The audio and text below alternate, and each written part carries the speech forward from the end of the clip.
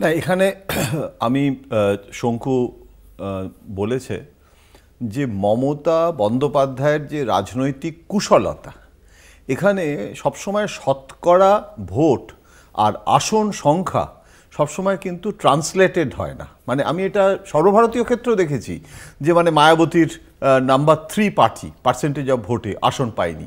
আমি দেখেছি নীতিশ কুমার মুখ্যমন্ত্রী হলেন অথচ পার্সেন্টেজ অফ ভোট অনেক বেশি ছিল লালু প্রসাদ যাদবের। এখন এটা একটা আলাদা আলোচনার বিষয়, কিন্তু উত্তরবঙ্গ আর দক্ষিণবঙ্গের মধ্যে যখন উত্তরবঙ্গে বিজেপি একটা হই হই করে এগিয়ে গেল আসন সংখ্যায় এবং শতকরা ভোটেরও পরিমাণ বিজেপি দারুণভাবে বাড়ালো, মমতা বন্দ্যোপাধ্যায়ের যে কুশলতার কথা বলছি, যে সঙ্গে সঙ্গে মমতা বন্দ্যোপাধ্যায় কিন্তু 24x7 রাজনেতা।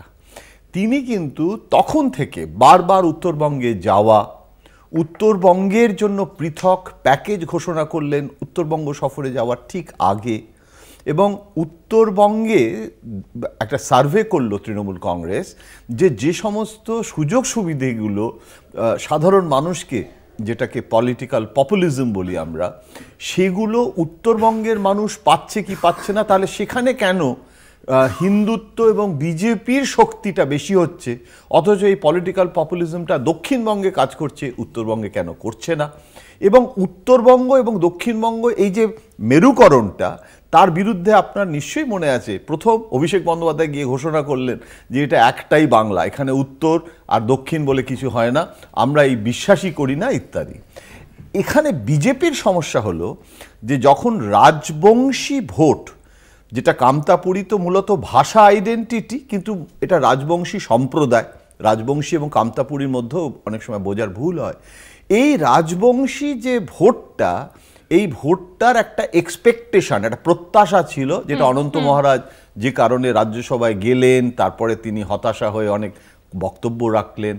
এই পৃথক, মানে এটা রাজবংশীদের জন্য একটা পৃথক রাজ্য বা একটা পৃথক আইডেন্টিটির জন্য খুব বেশি বললে বিজেপির পক্ষে একটা মুশকিল হলো, সুকান্ত মজুমদার নিজে উত্তরবঙ্গের প্রতিনিধি, তিনি বিজেপির রাজ্য সভাপতি, তিনি তো উত্তরবঙ্গের সভাপতি নন।